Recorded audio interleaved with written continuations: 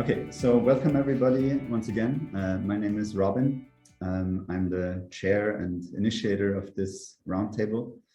And I'm very happy to have with me Anabela, Carvalho, Karin, Bäckstrand. I'm butchering all the names now because I'm in my English mode. Michael Brüggemann and Chris Shaw. I will introduce them a bit more later on after I've given some introductory comments of what we're going to talk about today. And I mean, you know, you're here probably because you have an interest in climate politics. You maybe have an interest in the public conversation about climate change, or maybe climate change communication more directly, which was also in the title of this roundtable. And if you're observing this field, then you probably are noticing that over the past years there was really some kind of shift happening in how the public engages with this issue, at least in the European countries, but I think also globally and in other parts of the world. And you may be noticing that topics are becoming more important that are kind of really situated in the realm of expertise that we are all in, right? In the social sciences and political science. And maybe you can feel a certain pull to kind of participate in this debate or to participate in some form in the politics of climate change. And there is ever more calls for us to do this, both by academics, but also by the public. And I think that's a good reason for us to have a discussion about how maybe both in policy making areas, in advisory councils, but also in the public realm, in the media, how we can participate there in ways that are both good and helpful. So I've given this the title of Between a Rock and a Hard Place, and I think it makes sense to briefly explain what I mean with this. And you know, you may be wondering why a swamp to illustrate the hard place. Swamps are soft, but I think the swamp really speaks to this idea that over the past years, maybe not the recent years, but looking further back, we've been really stuck in a sense, right?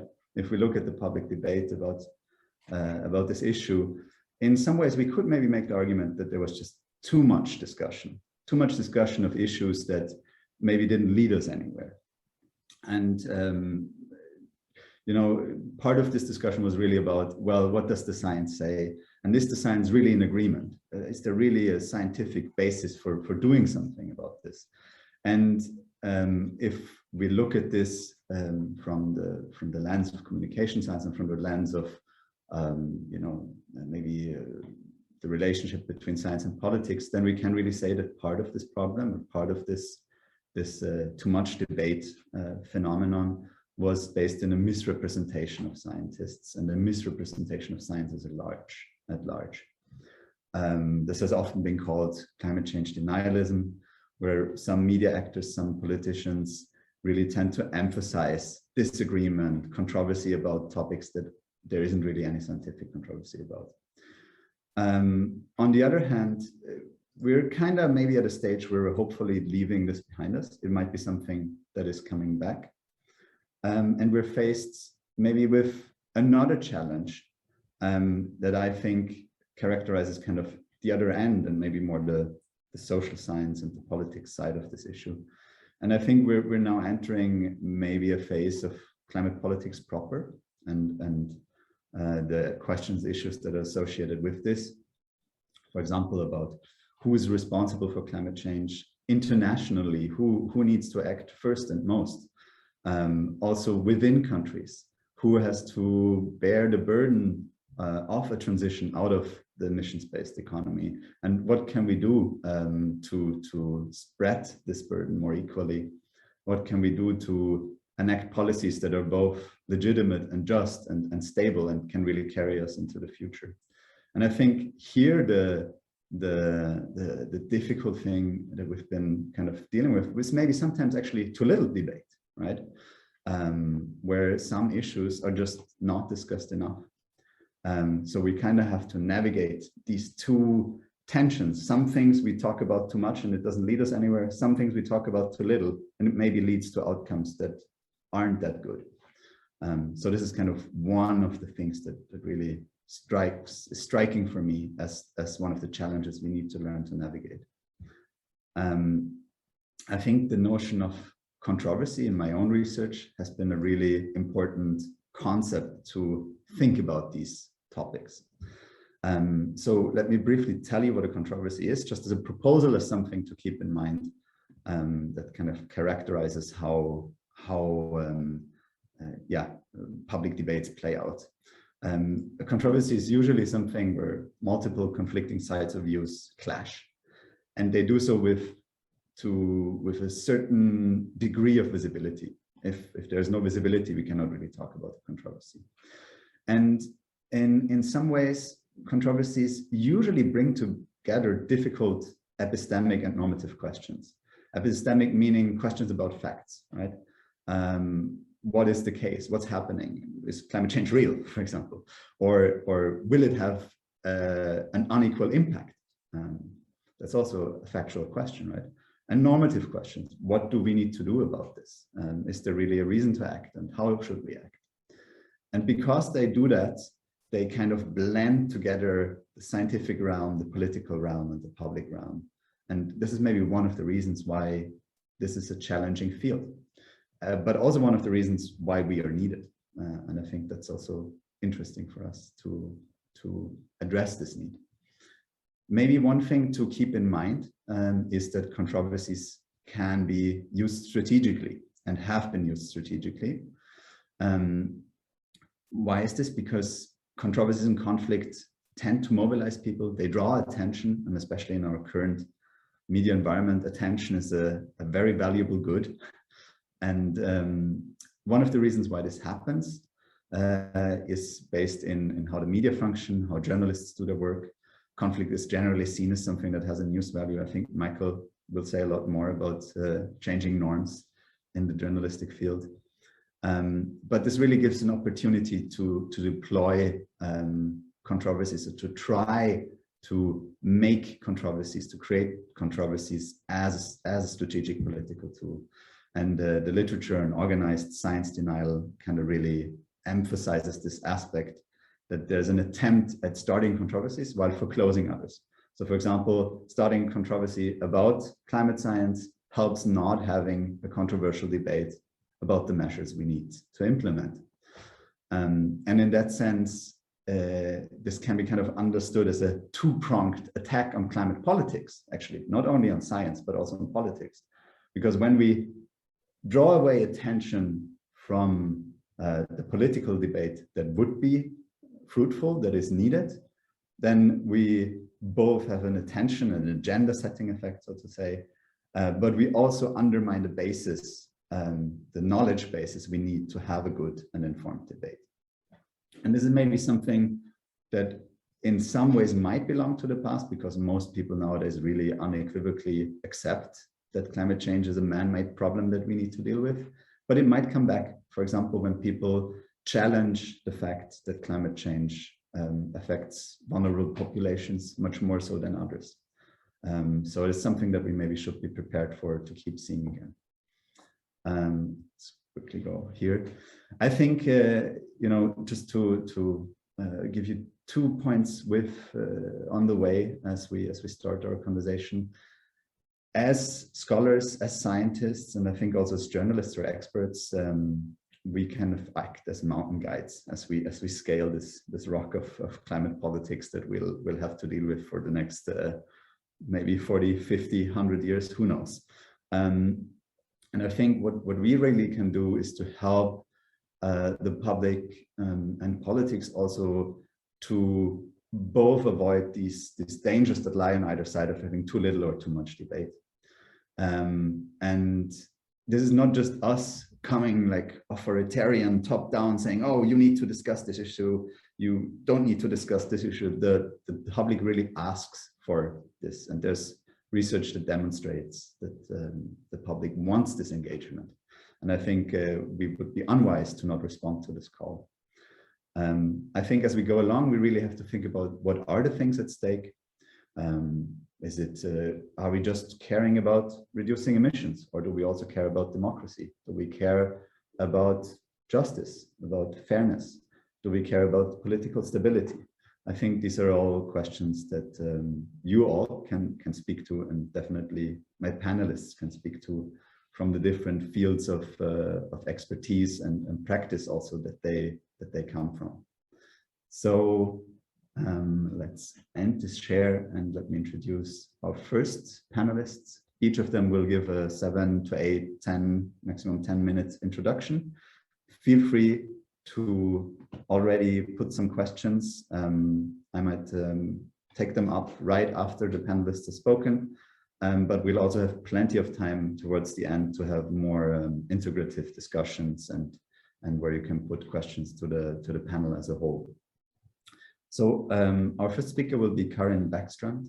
Karin is a professor of environmental social sciences at the University of Stockholm, and she's also a member of the Swedish Climate Policy Council.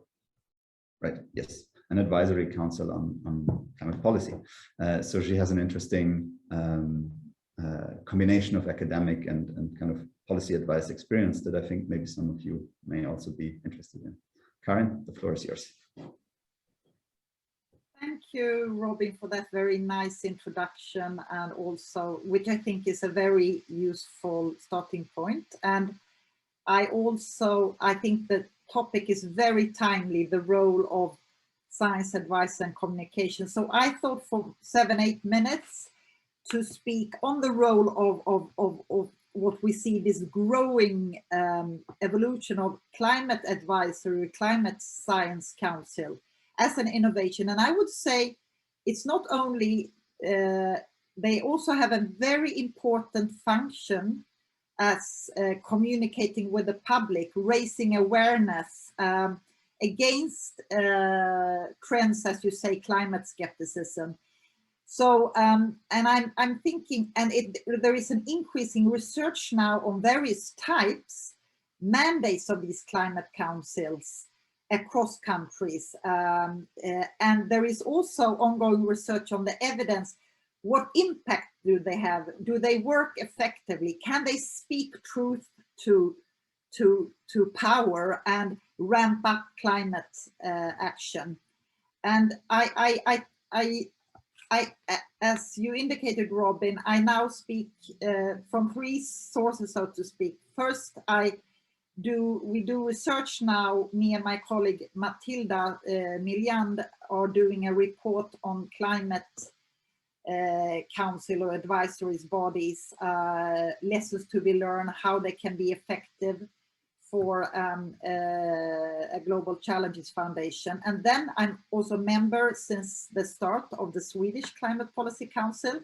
So it's been very interesting to be at that interface between science and policy, and also the hopes and frustrations to reach out to government and have an impact. So, and then it's also what's interesting to note that there is now forming an international network of climate councils from all over the world that will actually have a launch event at COP in Glasgow, where UK and Chile and Sweden is taking the lead.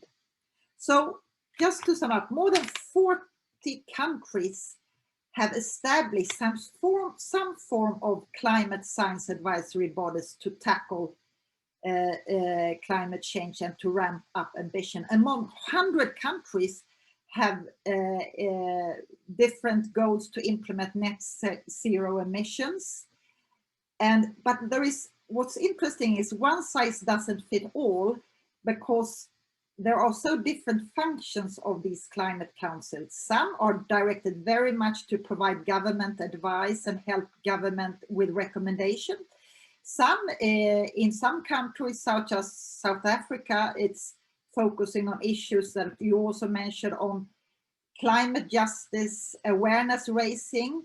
Some are more watchdogs. And of course, the UK Climate Commission has been kind of the first move established in 2008 and has been very much a model for following climate councils. But we can see that they have developed across both developing and industrialist countries, again, depending on how we count, there are over 40 of them. And of course now, and with the Paris Agreement, it has really meant a boost to these councils. Also, now there has been, with the EU climate law and climate legislation, there has been in May established the European Scientific Advisory Board on Climate Change. So now there is a European level, and IPCC, of course, can be seen as a global council serving the UNFCCC. And I think, and in our research and forthcoming paper, we see these councils as very important knowledge brokers, giving science advice, but also communicating with the public. They vary in form, function, mandate, institutional capacity, scope.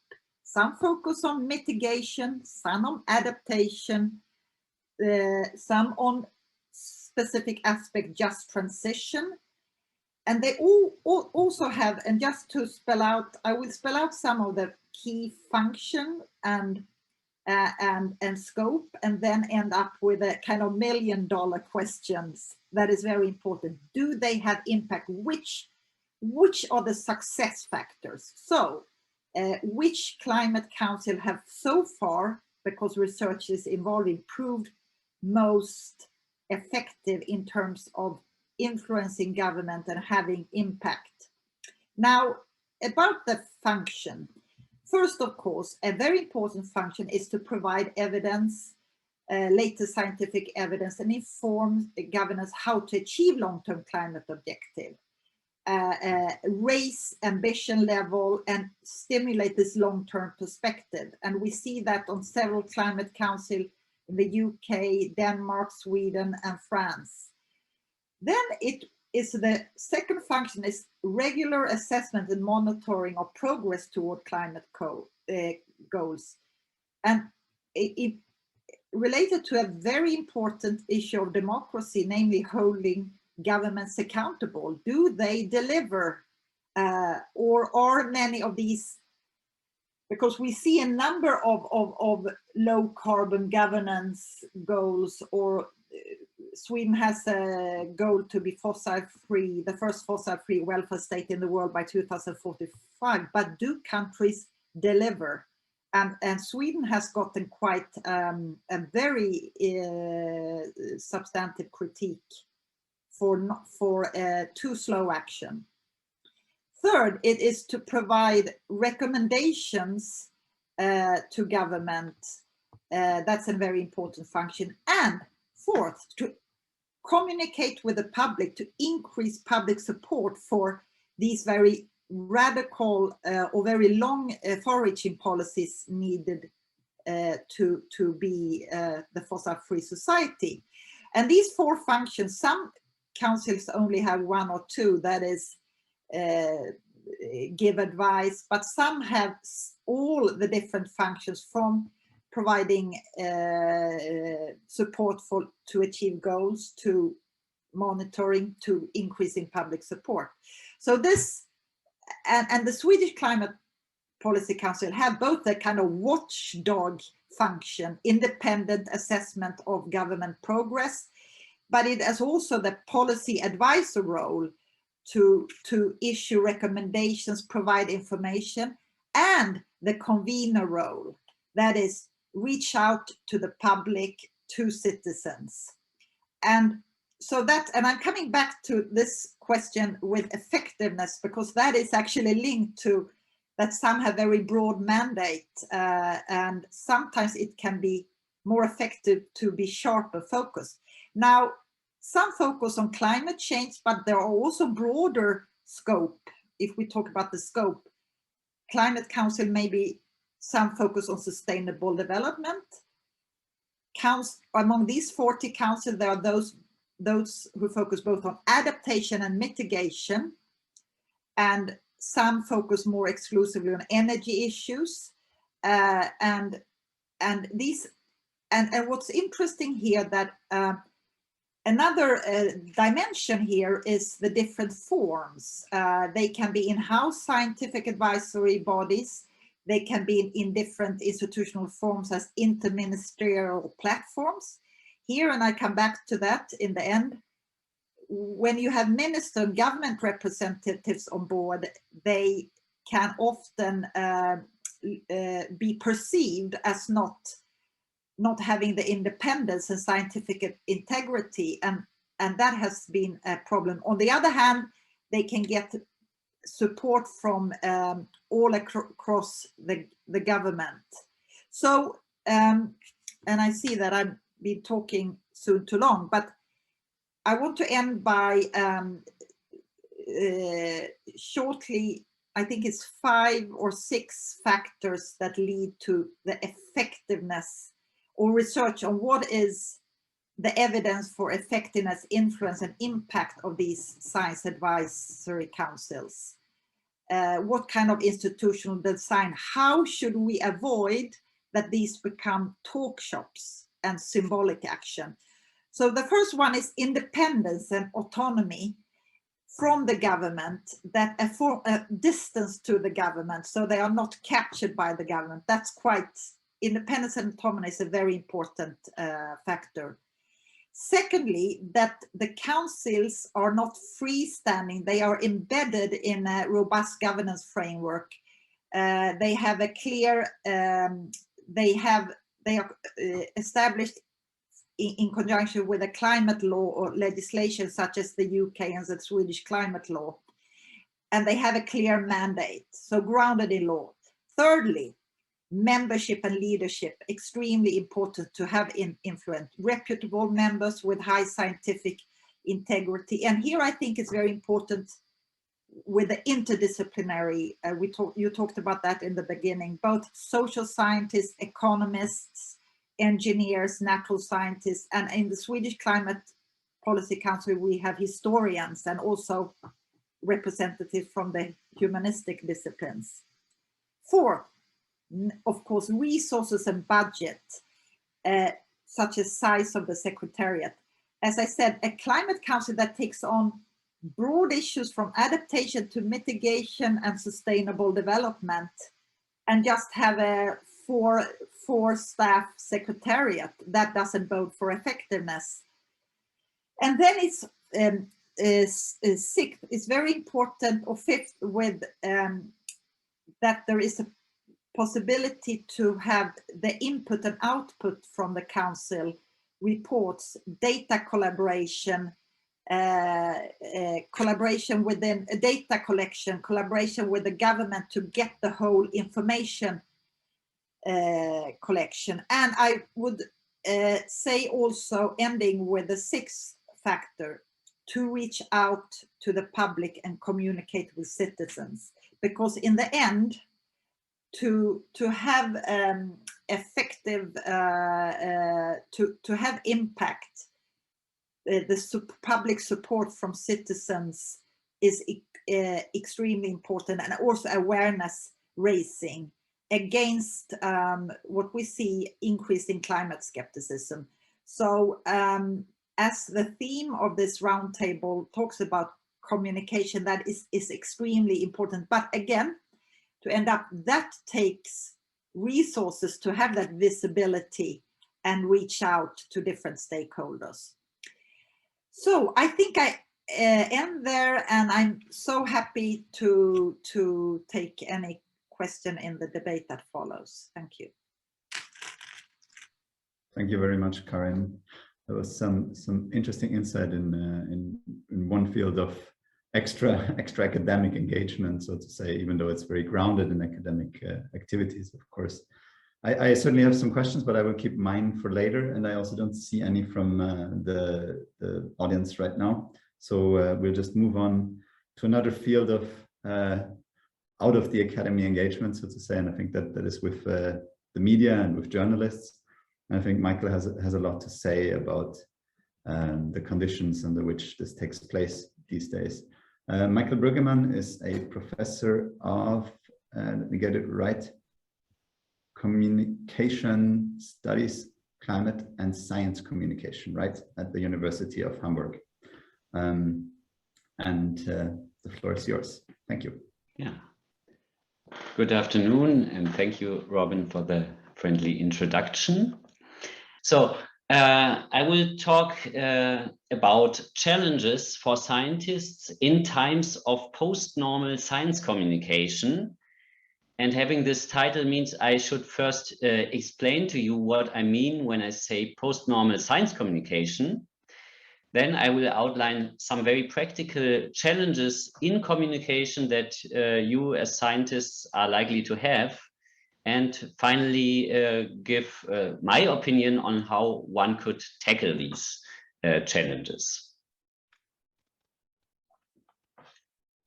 Good. So you already see on these slides, on this first slide, what I mean when I say post-normal science communication. Scientists practice science communication in ways that were unthinkable a couple of years ago. They go on the streets and march for science or group up with climate protesters. In Germany, the Christian Drosten, the virologist, has his own podcast, is on the news every day. So things are apparently changing. And one framework for this change that I found useful is actually pretty old. It's the framework of post-normal science by Fantowitz and Rabitz from the 1990s. And they say in post-normal situations, science is challenged. And they define these post-normal situations as being full of uncertainties, values involved, where the costs and stakes for society are high, and there's an urgency of decision making. In these situations, something changes. And now I would add to this, why is it changing today? Two things have added to the 1990s situation: the rise of digital networks, so it became far more easily to circumvent traditional gatekeepers in communication and just communicate yourself in the way you want to do it, on your own blog, on your own social networks, on YouTube, whatever you want. And the third condition that makes a difference is the polarization of many societies that disrupts the public spheres and also challenges communication. The result of the combination of these three factors is post-normal science communication, changes in the roles and the norms and the very practical practices of communication by actors involved in science communication. And in our paper, we looked primarily at scientists and at journalists. And I will not go deeper into the paper because it's already published. It's in Journal of Science Communication. And there you can read in more detail which norms we think are changing or have become more important than before or problematic, based on our review of the literature. So we see new roles, these brokers of dialogue. That was already in Karin's presentation, that these councils want to be brokers of dialogue, conveners of communication. And the second thing that is more disputed, I guess, is become advocates. And what we found is that scientists are not really advocating narrow self-interests like lobbyists. They are advocating, but they are advocates of common goods, such as sustainability or protecting the environment. So this implies changes in norms, and rising norms are, in my view, interpretation, giving not only the facts, but interpreting them, putting them into context, transparency, participation, and advocacy. And now this is interesting, but also challenging. And it's an inconvenient situation for scientists to communicate. So we have this post-normal situation, and these practices of faster and more proactive communication. You're supposed to want to give transparency about your own values as well, transparency about your uncertainties in science, and there are calls for participation all over. And all of this leads to a backlash. A backlash, first of all, from advocates of the normal science situation, of being the pure scientist, the scientist who just gives the facts, who doesn't comment, who doesn't give his or her opinion. So there's a backlash to be expected both from them and from political actors. So first of all, your research results will be instrumentalized. Someone will say, your results fit my political demands. Then if you are transparent about your values and you advocate for something, people will say, you are not a scientist anymore, you are an activist. They will also question your objectivity. Transparency about uncertainties. So you admit, oh, there's a range in my model. So people might use it to justify delays in action. So you should do your science first and be certain, and then we can act.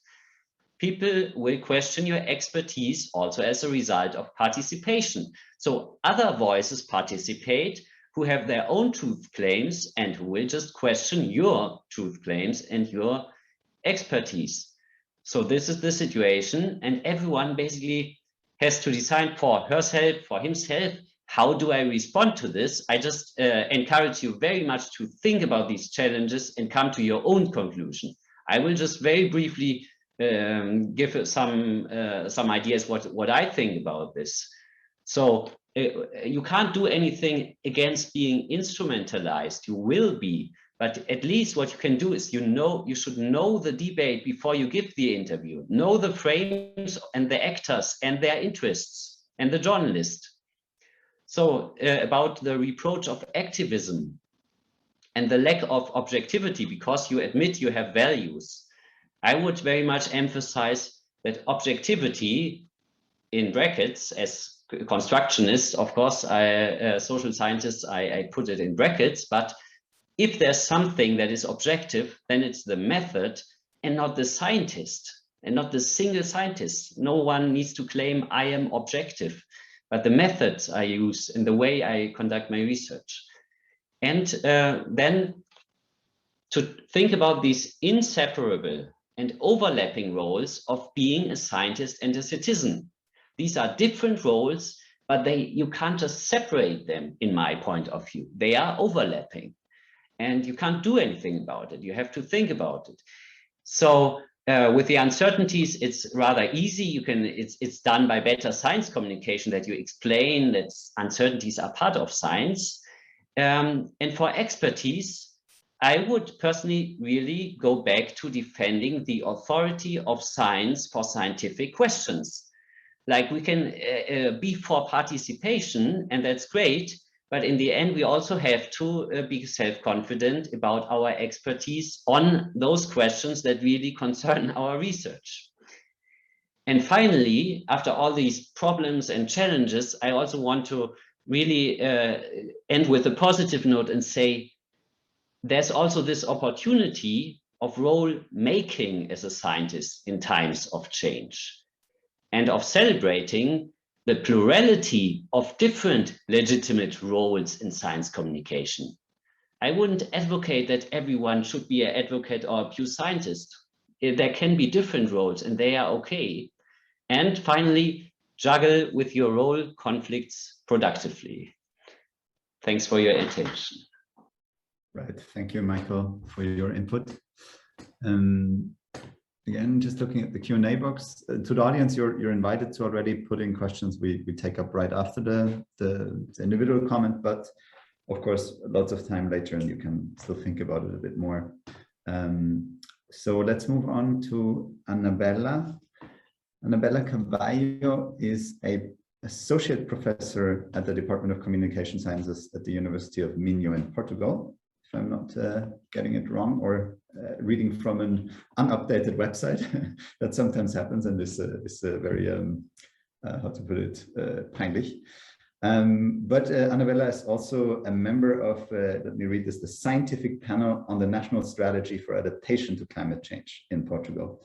So she also bridges very much a field of practice and a field of expertise. But I think, if I understood correctly, in her input, she will focus a bit more on maybe the citizens and the individuals that engage with this field of climate change and climate politics, not as academics, but through their own views and through their own lenses. And I think that's also very important for us to keep in mind, and maybe sets the theme also for another side of the discussion that we shouldn't forget. The floor is yours, Anabela. Thank you, Robin, and hi to the other panelists. It's a pleasure to see you all here. I will make a bit of an inflection in the debate here now by continuing talking about media in the line of Michael's presentation, but bringing in very much the role of citizens, but citizens in a very widespread manner, meaning all sorts of social actors, social groups. So there isn't such a thing, obviously, as the individual citizen that represents all sorts of normative ideals that we may imagine. Let me share my screen in my presentation as well with you.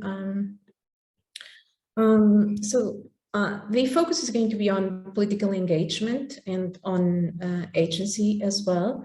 And I will start by saying that there have been, as we all are aware, a lot of calls for fundamental transformations in our societies to address climate change and other sustainability challenges. And it's not always clear what transformations those are and who's going to carry them out. But I think you will agree with me that these transformations are deeply political. There are all sorts of values, worldviews, ideologies involved in these changes. They take place and will take place in particular settings and context institutions that are shaped by power relations. And they are likely to have very significant redistributive effects. So if we agree on this, we will probably also agree that political engagement by citizens widely is quite critical here in order to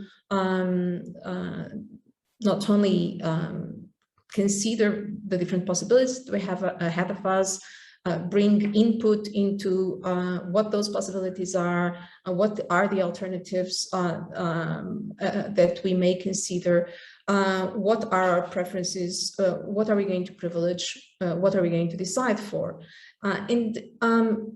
In fact, this has not been a very commonly studied aspect in academia. I would say that along William Gambson, there's arguably multiple forms of collective action that will be crucial for these social and political reconfigurations to unfold. This is no one person's work, of course, it cannot be, nor of a single group. So if we look at Gambson's very well-known book from '92, Talking Politics, he says that collective action needs, firstly, a consciousness that it is possible to alter conditions or given conditions or practices through such collective action. So in a way, we need first a sense of collective efficacy, and then what we need is a sense that there is there's more people besides myself that will carry out this change. So in other words, there's an identity component to collective action.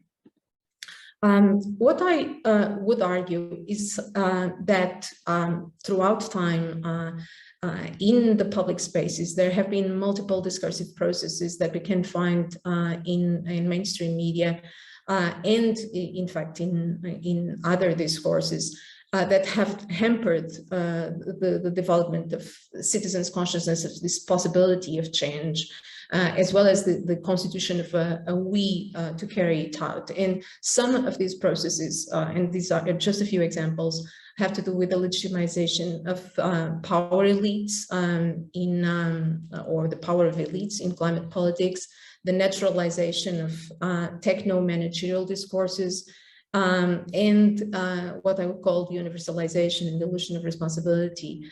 I will talk a bit more about each of these, but I would say now that all of this has been really contributing to climate change's depoliticization. Many people have talked about politicization and depoliticization about climate change, often with different understandings of the terms. But I want to bring the issue here in connection to citizen political engagement, and want to look at what has happened over the last at least 3 decades when there has been a significant coverage of climate change in media, as well as what openings for change there are or there can be, because I would say in a kind of a post-structuralist manner that meanings and subject positions, as we call them in discourse analysis, are never really fully fixed. Change can happen. So just about those processes that led to the politicization, this is about the Portuguese media. I have highlighted here the attention to governmental and intergovernmental actors, and this focus on their views, on reproducing what the most powerful actors in the political and economic spheres say. And in fact, there's been a lot of talk about the politics of climate change, but not about the political in the sense of really, you know, the deeper issues, the underlying power aspects, the alternatives, the different possibilities, the silences, the et cetera. What we have seen is an insistence on discourses that tend to be rather technocratic and rather oriented to managing change by through small reforms, through small adjustments, and other more transformative discourses have tended to disappear, to have a very small space in public fora. And this has connections to the way people in general see the debate and see climate change. This is actually from Sweden, Karin. It's a focus group with or a set of focus groups that was used in a study about Swedish citizens and how they talk about climate change. And you can see here that they discuss the causes of climate change in a way that it becomes everyone's fault. So there's a clear diffusion of responsibility.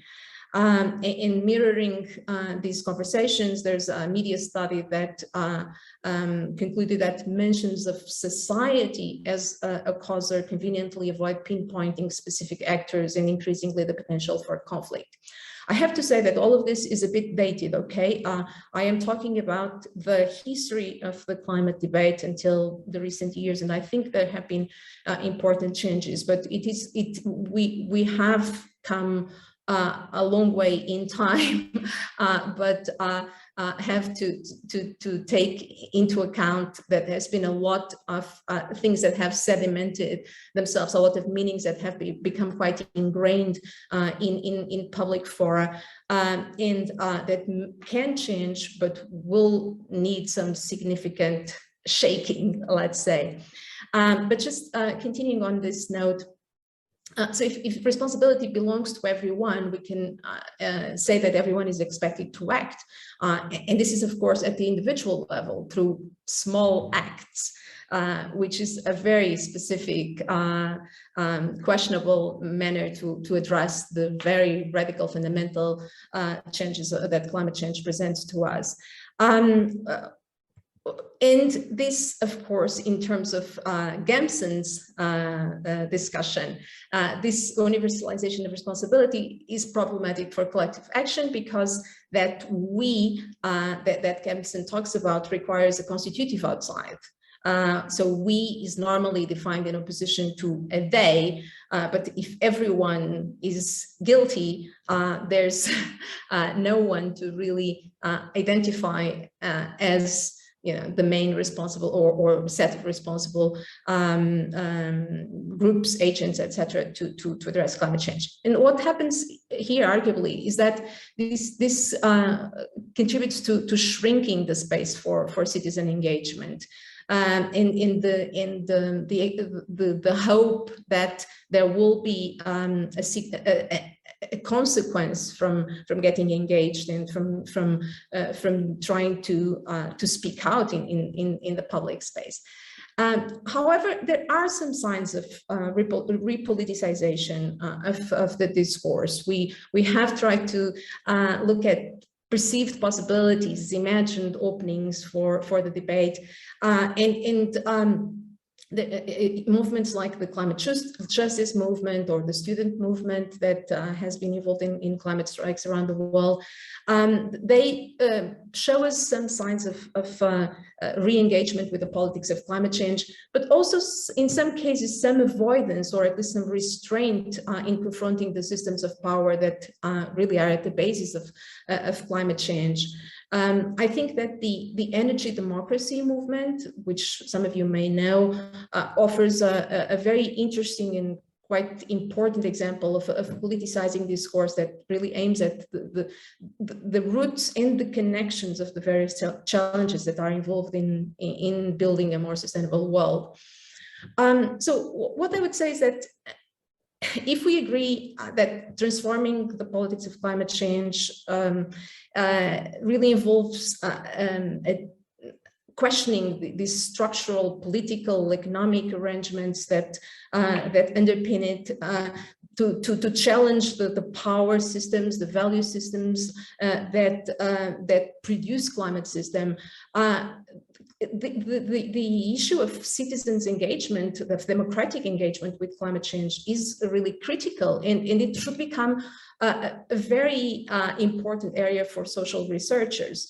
We should really be making contributions towards understanding these processes, and whether there are conditions for them to occur, or what's holding them. One small contribution that we made was in a paper in environmental communication a couple of years ago, with a set of research questions around these issues, and they have to do with the role of media and other public discourses on people's engagement with and this regards both depoliticizing and repoliticizing discourses. So how do citizens reconstruct their understandings of their political roles and opportunities? To what extent do they contest the subject positions that these depoliticizing discourses construct for them, or which discourses offer alternatives, and to what extent and in what situations do citizens actually get involved, get exposed and involved with these alternative discourses? Just to finalize, let me say that we are currently conducting a study on young people and their political imaginaries, this project called Just Futures, which we just started. Climate Futures and Just Transformations, in fact, is the title. Young people's narratives and political imaginaries. And we are interested in really working with various kinds of young people's groups to understand how they see themselves and in their various possible forms of agency with regards to climate change. Thank you. Thank you, Anabela, for that input and for highlighting what I would agree is a crucial issue in this entire debate. And I think it's actually making a nice transition to Chris Shaw, who is both a senior researcher at an organization called Climate Outreach that actively seeks to engage the public in this issue. But he's also a research associate at it's called the Center for Global Political Economy at the University of Sussex. So he also bridges the fields of application and scientific research. And I'm very curious to see what he has to share with us. Thank you. The floor is yours, Chris. Thank you, Robin. And yeah, it's a real great privilege to be here with you all. Names that have been very important to me in my own research and scholarship. So it's a nice bit of share space with you all. And I think I'm going to build a bit as you intimate, Robin, on what Anabela's been saying. So I'm going to talk a little bit about what we do at Climate Outreach and the work we've been doing, the advances we've been making on citizen engagement and bridging research and public engagement with climate change. I'll talk a little bit about net zero and the possibility of being politically neutral in a net zero frame. And then think a little bit about what additional forms of knowledge are perhaps needed in this space to help us negotiate rapidly changing climate circumstances and policies as those policies start to land in people's lives to try and limit emissions. So Climate Outreach has been going for 15 years, and what this always sought to do is to, certainly in the early stages 15 years ago, is kind of bring climate change into the public discourse. So 15 years ago, no one really spoke about climate change. It was, if it was spoken about at all, it was like a hobby horse for environmentalists, very much in the green ghetto. It's very much a politicized debate, right? So it's whatever, watermelons, so green on the outside, red on the inside, etc., etc. So what we sought to do is build awareness, first in the UK, and now work much more globally, to build awareness amongst the public that climate change is something that involves us all, both in terms of the changes we need to make in our lives to limit emissions and to adapt to the impacts that are coming. So it's not just a political battering ram to bring about social change, it's a physical and scientific reality. And certainly in a lot of Western countries now, and I think some research or polling yesterday, certainly in Germany and another country with impending elections, it's the primary issue. In polling, people say, what worries you most? Climate change is generally there. So we've got high levels of public concern, high levels of public awareness about climate change. And so in a sense, you know, that's across the political spectrum, right? So whether right or left, generally you would see, without much difference between those political opposites, you would see that concern for climate change being represented in surveys. So recognizing that it is now seen as an issue that worries people and concerns people, we move into the issue of, well, who's going to have to make the changes, where are the risks going to fall, how much climate change is too much, who's going to pick up the remainder, as it were, in terms of impacts, who's going to pay the cost, etc. It's all political from here on in. And what we have seen in my what I think I've seen over the years is that initially the 2-degree framework was kind of, you know, if we avoid 2 degrees of warming, then we avoid dangerous climate change. And that's not political, that's scientific. That is what scientists tell us. So that's what we've got to do to save the planet. So you depoliticize the debate through that 2-degree framework. And now net zero does that, right? So if you want to talk about climate change, you talk about net zero. And net zero is unpolitical, it's scientific, it's a solution. And it is the only game in town. So if you're criticizing it, you're either a doomer or you're a denier. There's only one thing, that's it, it's net zero. So it kind of depoliticizes it. But of course it doesn't, does it? Because net zero, the framework, is inherently political. It's about, it imagines the world's made up of individuals with property rights, expressing their free will through the marketplace, through formal democracy, and we assume that businesses, politicians are responsive to that. So it's a pluralist, liberal market society. But within that framework, we don't need to think about that framework as a problem, because it's unpolitical. There is no alternative outside of it. So that in actual fact, net zero is the unpolitical, neutral, objective way in which we solve climate change. But it's only but that, it's ideological through and through. So anyone who's working on climate change is working on climate change and towards that net zero agenda. It's pursuing an ideological agenda. It's a view of it's an idea of how the world will be in 2050. And generally those representations of the future, climate change has disappeared from the story. But we've solved climate change by reducing emissions to net zero by 2050. So I think the issue is to pretend that we're acting in a non-political way when actually we are acting in a political way is very is unrealized. And I think how do you, one of the challenges is how do you bring participants into, how do you bring citizens into a political debate, which can be quite technical, quite complicated, quite challenging, when people are not necessarily well steeped in the history, the science, the discourse, the study of climate change. So I think it creates a number of problems for people, and for moving forward into this situation now where policies of the net zero land in people's lives, it will make the changes to their lives, and we can see impacts from climate change accelerating around the world, just overnight in America, in New York, the floods, etc. So now what we have done in climate outreach today is drawn mostly from psychology. Is the evidence base we've drawn from social psychology, environmental psychology, with very great impact. It's been very effective in building engagement and allowing people to understand climate change as a present issue, as an issue that has relevance for their lives, that requires them to be engaged in it, and to make changes and to see why that is. It's not just about so say liberals trying to produce to implement a liberal agenda. So the issue is how do we then build from that when there's so much else? So our work, we work with academic institutions, work with universities, do research with them. We draw on the research that other academics have done, and we do our own research. So in a way, we're generating this research, we're drawing from the evidence base of psychology.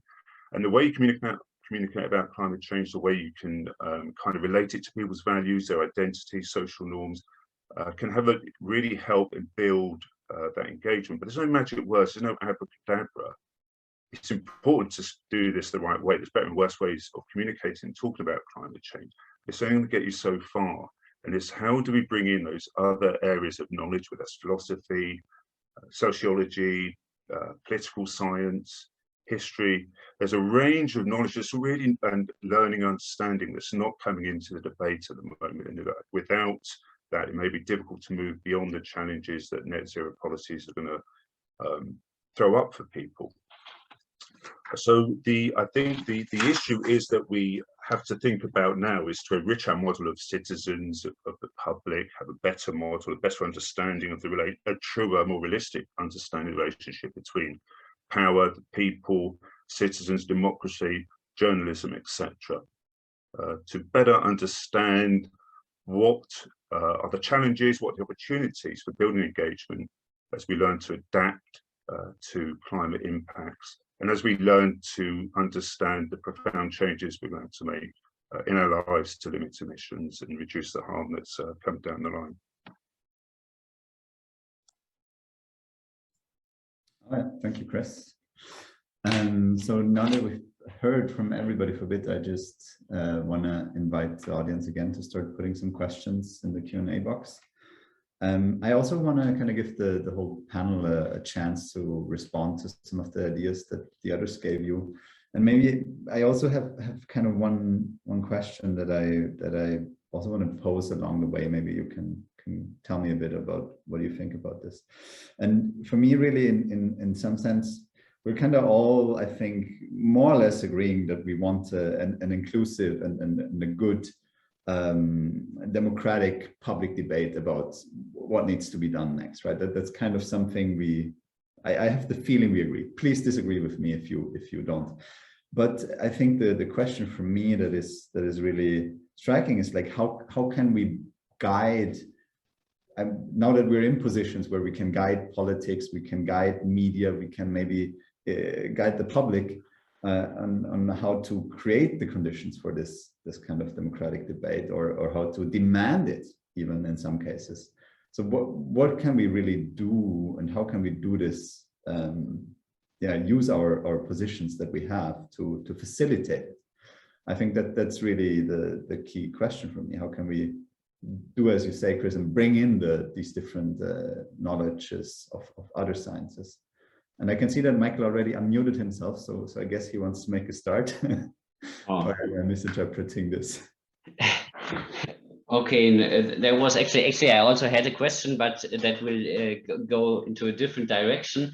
But okay, one thing that also came to my mind when you were asking the question is, in the moment, at least in Germany, when Greta Thunberg's strike and the German students were on the street, the liberal Democrat politician Christian Lindner said, oh, they should leave it to the experts. They should go home, go to school, go back to school, leave it to those in the know. And that was the point where the Scientists for Future stood up. They were founded, so where they said, okay, the children are right, the pupils on the street are right, Christian Lindner is wrong. Their claims are scientifically right. So that was like a moment, a very concrete moment where you as a scientist could say, okay, if these politicians really say very wrong things, then we have to stand up and talk. So there will be one example, not a general response to your question. I'm also thinking about you, Karin. Maybe, you know, since you started this whole conversation and, you know, could hear what everybody else has been saying, I was really curious about, you know, in such a policy council, can you actually advise the government, so to say, okay, listen, what you need to do is not necessarily do X, Y, Z in terms of policies, but you need to create an institution where young people can have their voices heard better, or you need to create a program that promotes this debate, or gives media funding, or something that you know creates spaces for such debate. Is this within the scope of what you can advise, or at least, you know, maybe some of these councils might have this scope? So I was wondering what you think of this idea. Yes, and thank you all for your intervention. And that's a very good question you pose, whether we can advise on how to be more inclusive in the debate, stimulate democratic debate on climate change. And actually, for many councils and for this, our third function, apart from giving recommendations and monitoring, is to stimulate that debate by engaging with the public and citizens. However, here I think it is a kind of difference, because there is what Sweden is very good at particular, or that we are a consensus society, very cooperativistic. So this bringing stakeholders together, and we have a very strong tradition of industry, government, and with trade unions, the kind of cooperativistic. However, and I think you're bringing an important dimension, to engage with citizens and also with youth, and a kind of the not so established interest, the critical civil society. That is another ball game, because I've been to many of these public stakeholder arranged by the Climate Policy Council, but also otherwise, and there are always the usual suspect. And but I think it's also important with the self-organizations. Fridays for Future, I would say the impact Greta Thunberg and Fridays for Future have in Sweden, and in many other countries, it's indirect by shifting public opinion. I mean, what has more impact is how that movement has engaged and shifted. We can see much more public support for climate mitigation and adaptation. But there is always this tension between shaping, as a climate council and advisor, mechanism for stakeholder participation, and also having and then usually in these we see this lack of inclusion maybe of the more radical civil society protests. So it's a tricky balance, but I would say that Sweden has a long tradition of engaging with the public, but more with established. Thank you. I mean, I guess in some ways that kind of also begets a bit the question whether about legitimacy, because of course the established, you know, stakeholders, they're established for a reason in some sense. But I think Michael has his hand up to maybe put a question, then after you, I'll ask Anabela to weigh in. Yeah, now I wanted to do it the more polite way and raise the hand to ask my question to Karin. What if these climate councils speak truth to power and the politicians ignore it? Like that should be the experience of almost all councillors to politicians. Is there evidence what they do then? Do they dissolve themselves? Do they protest, go to the streets? Let's have maybe Karin answer, and Anabela, you can go right after, okay? Yes, that's thank you for that question. What do we do when government, I mean, government disregard the advice?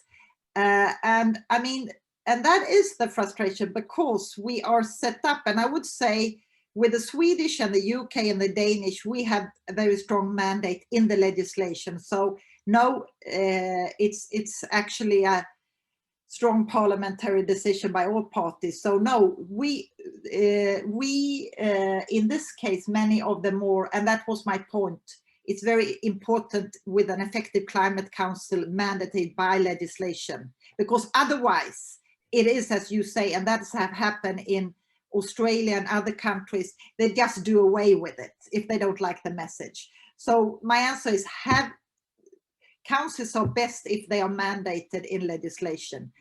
However, we don't have, I mean, I can say myself, 3 reports we've given to the government, just very short. Sweden, which is a kind of environmental leader, still, we need to reduce our emissions to comply with our 2045 goal with about 7 to 8% every year. We are at 1 to 2%.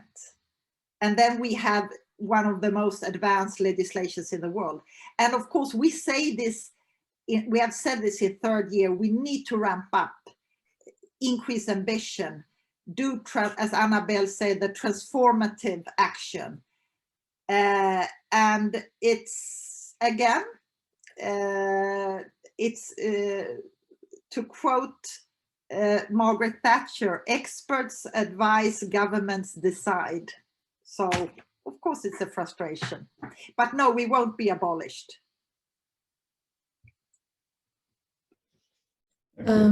So I think it's my turn.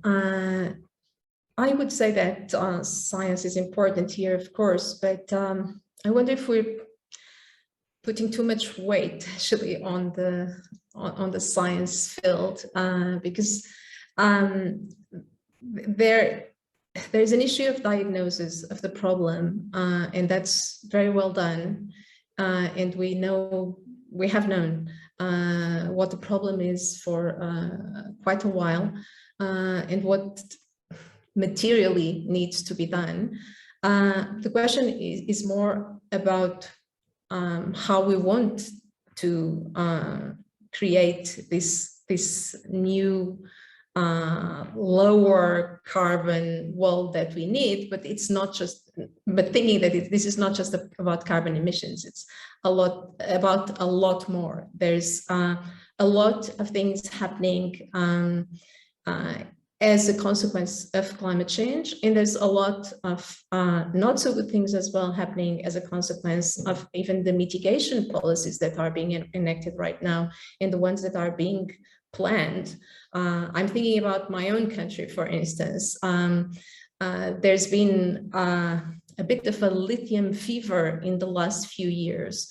And there's a set of plans to mine lithium in this region where I live, in the north of Portugal, with very bad consequences for the rural, impoverished populations that live there, for the landscapes, for the quality of the local environment, etc. We very much need this energy transition but we need to think very carefully about issues that have to do with values, with ethics, with distribution of the harm that results from all of this.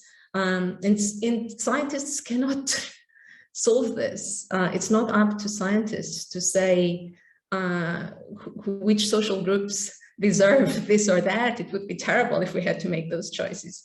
These are deeply political matters that have to be identified firstly, spelled out very clearly, discussed, debate, and then inevitably decisions have to be made at some point. Preferentially, I would argue with some reflexivity so that we can adjust or go back if necessary in some cases. And thankfully in this country, for instance, there have been licenses that have been awarded for some mining and for some fossil fuel prospection that have been then withdrawn, in partly as a result of social protests. Yeah, I would say that, again, this is inherently a political, an ideological question or set of questions, much more than scientific ones. Yeah, maybe Chris wants to also add on to these ideas. Yeah, I think I also have a question in the chat that I also think wanna put first to Chris and then the rest of you. But I just had one thought, Anabela, that kind of to bounce it back to you for just one moment, because you said maybe it's not our role as scientists to point out who deserves, to be taken into account when we make these political decisions. But I kind of want to push back on this for a moment and say, isn't it exactly our task as social scientists, as political scientists, to point out who is maybe left out of the political decision making, who is left out of the discourse? I always read you also as saying exactly that. Oh yeah. I was saying we shouldn't be asked to decide, but of course we can contribute in, again, diagnosing, identifying, mapping, even trying to anticipate some of the social issues that are at stake here. And we have, of course, a public and political role and responsibility in terms of putting this out in the public fora as much as we can, and trying to hear and to listen to others and to be heard as well, if possible. But I don't think we or the scientific community should be expected to decide and to provide a clear-cut program. This is how it's going to be, and there's no other way, because there are multiple ways. I mean, what is often presented to us as the way is only, as Chris very well said, one particular choice with all sorts of impacts, good and bad, for different people. Right, thank you. Yeah, I think it's really interesting to turn a bit more into this question also of how can we be a part in empowering groups or in empowering those affected by climate change, both mitigation and directly. And Peter H. Find also posed a question in the chat that goes into the same direction. He asks, how can you engage in constructive ways with sub-publics, which are dominated by groups who feel they would be negatively affected by ambitious climate policies, for example, farmers or the automobile sector? How can you avoid backlash, for example, the Yellow Vest movement or bottom-up farmers' protests? And I think I want to put this to you, Chris, also because maybe that's something that you have a lot of experience with, engaging with different societal groups. Thank you. Yeah, I'll try and keep my comments brief. It was a great question, and it's one that we've, when you think about just transitions, etc., and there's a lot of kickback against those, let's say farmers, for example. So, I mean, I don't want to be like overly kind of naive or glib about it, but one way to kind of perhaps more productively engage with those groups is to start from a position of respect. So, for example, we did some work in Alberta, in the tar sands in Alberta, and the oil workers there, who also said, well, look, we built the prosperity of Alberta. You know, we were the heroes in this country, and now we're the bad people. You know, and no one. So they felt there was a lack of respect, and so immediately their backs are up, and they feel they're under attack, and they are the bad. I would say bad guys are bad people, and they were always the good people. So there can be, a need to be careful and be respectful of your audience and listen to them, because to say, well, they're wrong to feel under attack, or somehow say yellow vest or whatever, are they wrong to say, well, I've got no money and now you're going to tax the petrol I need to get to work even more? Are they wrong? Well, they're not, so it's not their fault in a sense. And I do feel that, I don't know, I get conflicted about this. So the other thing is, like, the public is kind of looked at, or citizens are looked at, as like this one mass, all equally able to. This is what I was trying to get at, or one of the points I was trying to raise. Is it helpful to assume that everyone is equally able to engage with this debate? It can't, as I say, we all do it for a living. We thought, and we spend our days doing it, and so it feels okay to us, and not perhaps too complex. But it would be very intimidating conversation for some people. I think, we haven't talked about the role of climate assembly. Well, we have touched on it, but Karin sort of talked about it in a bit, where the public's coming to that. A lot of work happening with climate assemblies at the moment. Now, there you see ordinary citizens come into a space and they get the chance to engage with this debate about policy in quite an in-depth way. Whether their recommendations are ever acted on by government is another point, and part of the challenge. So you would think, I always sort of think about it's we think about, like, well, almost like you need climate Soviets as an eternal thing, right? Just people, like, so the climate assemblies all the time, and people always involved, because otherwise people have got their own work to do. They suffer, it may be, with feeling marginalized from this debate, or it's an elite debate, it's a power debate. So I think part of the challenge that's raised by that question about how do you bring people into this conversation is about more than just communication. It's about power structure. It's about so much. This is a point of trying to get at. Net zero, I think, is a framework which tries to deny discussion about the changes needed in these other elements of our society. That's my concern about it. It's a very technical conversation. It's a very dry conversation. And I don't think ordinary people are really very interested in it. I find it very disenfranchising conversation. And then I'll stop in a minute, but one thing, some research I saw yesterday or the day before, messages which are kind of skeptic about climate change, about the need for us to change, are 3 times more effective, are 3 times more likely to move people, are 3 times more likely to receive agreement from citizens than a statement that says climate change is serious and we need to change our behaviours. So there's I think a lot of people, and this has happened throughout every period of social change, a lot of citizens are quite conservative, reactionary in a sense, so there is, I think there's some, I think we need to be honest with ourselves a bit as well sometimes, and be a bit more open about where the ability to drive change forward will come from in society, while respecting democracy. Yeah, very important comments. Karin had her hand up already for a bit, so I'll ask her first.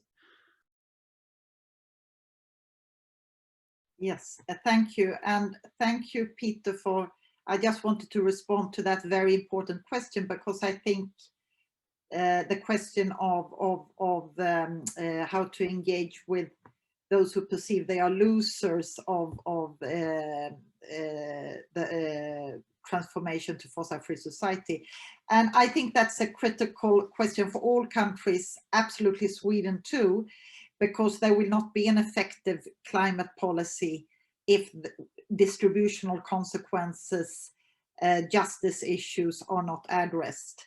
That is totally clear. And what I think, and this has also been fueled by polarization, the rise of populism, climate skepticism, and we see in terms of what should we do? Well, in the Swedish Climate Council, we have tried to systematically address this question as actually the second largest party, or the third, is the Swedish Democrats, which is an populist, anti-immigrant, and has actually been a climate skeptic party. They actually did try to block that Sweden got the Climate Policy Council and a climate law.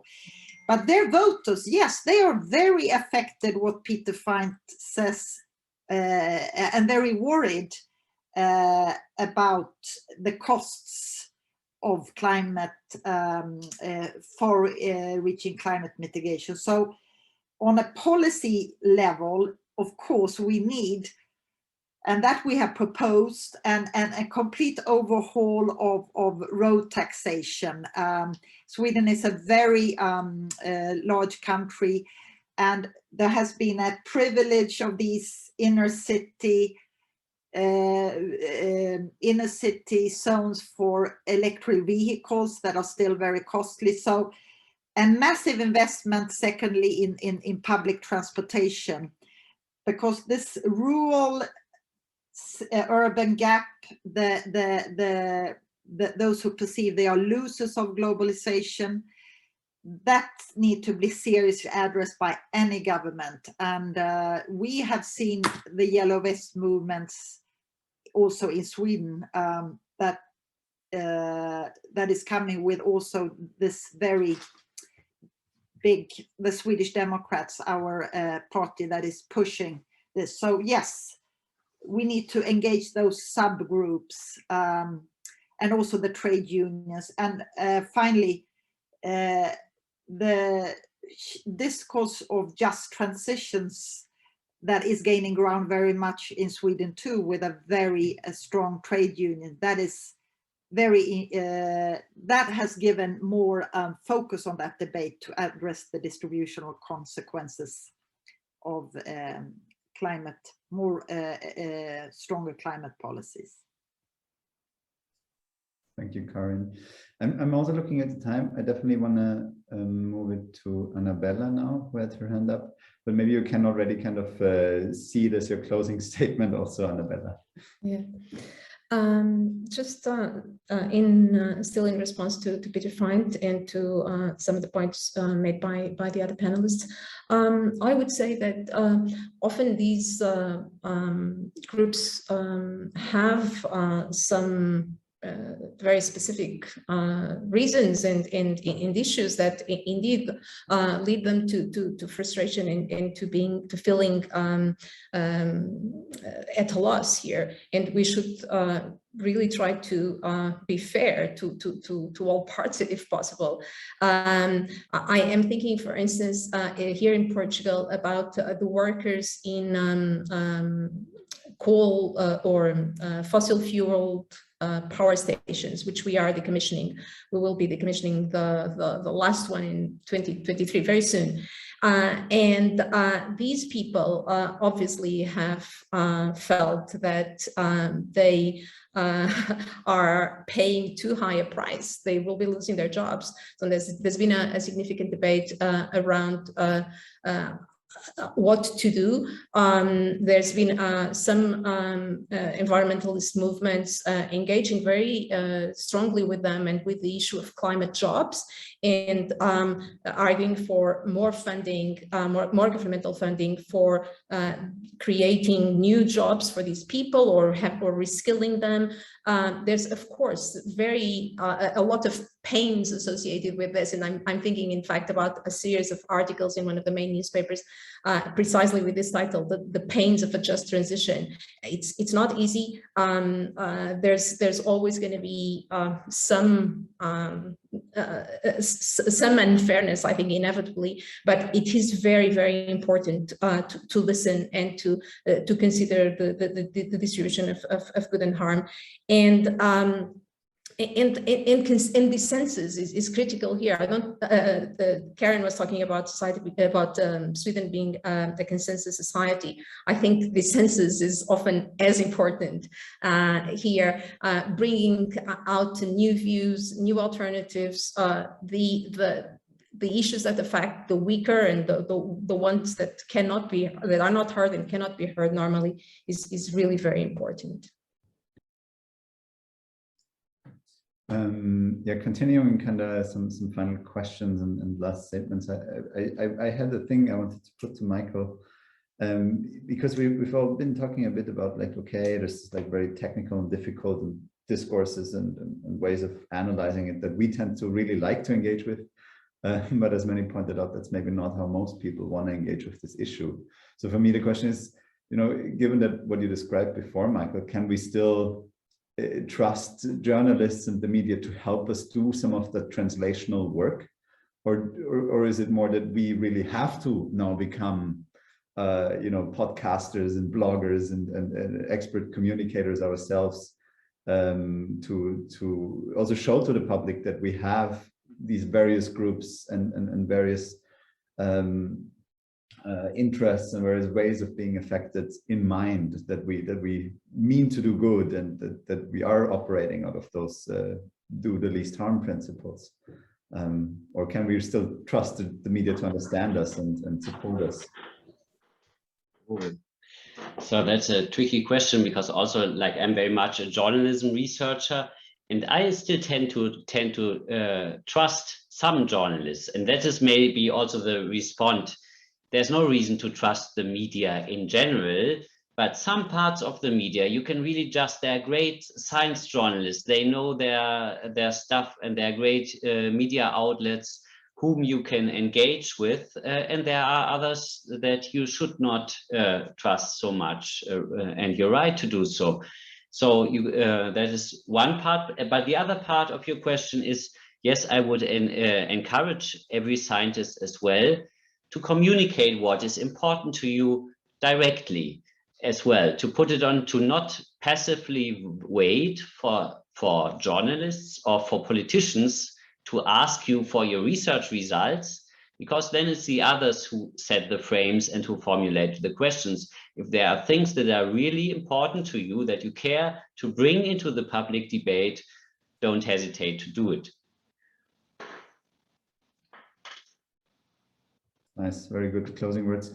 Karin and Chris, I also want to give the two of you the chance to say something in concluding, as we're passing 6:30. Do you have something you would like to add?